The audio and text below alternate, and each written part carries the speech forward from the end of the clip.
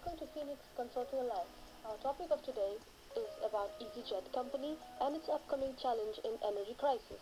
The concept of EasyJet is to restrain the costs by eliminating the extra spending and the complication which characterize the traditional airline companies. These politics are translated by various manners: use of the internet to reduce distribution costs, optimization of the capital, flights without ticket, no free meals, effective airport use, and electronic management. EasyJet was created by Stelios in 1995, who later on stepped aside from CEO and is now just one of the directors. The company is ruled by a CEO and then come subdivisions with a director in each department. They are one of the first companies that used the reforms offered by the open single market of the European aviation, and that places them as the second low-cost airline in Europe. EasyJet facilitates a corporate culture relaxed in the most horizontal possible organization chart, which eliminates the useless hierarchical levels. The group uses a centralized network combined with an upward-downward communication. Their main competitors are Ryanair and British Airways.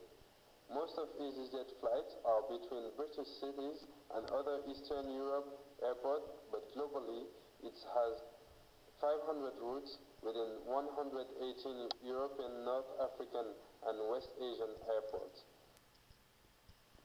The SWOT analysis shows that the company's main strength is providing of low-budget travel on the competitive prices. Stelios and his innovative approach have given many more people the opportunity to travel, and now EasyJet is one of Europe's leading low-fares airlines. The external opportunities, such as technology advances, can result in cost savings, from more fuel-efficient aircraft to more automated processes on the ground. Also, opening of new routes and adding of more services, for example, free food on flights of more than 2 hours, could positively affect the number of passengers and lead to more profit. Water's five forces: threat of new entrants and rivalry, high capital requirements negate threat to some extent, loss leader is required in order to join a lower cost market, power of supplies, price of aviation fuel is directly related to the cost of oil. As an individual company, EasyJet does not have the power to alter this. The more EasyJet expands, the more power it will possess over its suppliers. Buyer power. The low-cost market within a company is relatively strong, as customers will often shop around for a better price. Also, need for customer loyalty because of low switching costs. Threat of substitutes. Minimal threat from other models of transport like train and car on domestic routes. Eurostar would be the ultimate alternative threat of transport aside from aviation. Goal model: control, flexibility, and excellent focus. Business passengers are given options to travel, to transfer onto earlier flights without charge. Over half of the passengers are from abroad. Planning and goal setting, quick turnaround time, and high utilization of aircraft, creating extra spaces where possible to make flight affordable through budget flights to European destinations. Productivity and efficiency. Expansion through acquisition, floating on stock exchange to access more funds.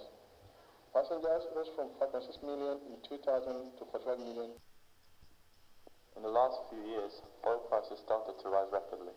Tightening of oil supply is destabilizing oil markets, which now exhibit extreme price responses to the smallest of disturbances.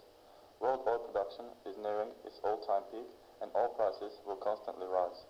With great effort and expenditure, the current production can possibly be maintained for a few more years, but beyond that, oil production must begin an irreversible decline. Oil is now being consumed 4 times faster than it is being discovered, and the situation is becoming critical. Special analysis, we found 2 factors that are affecting the aviation industry: political and technological.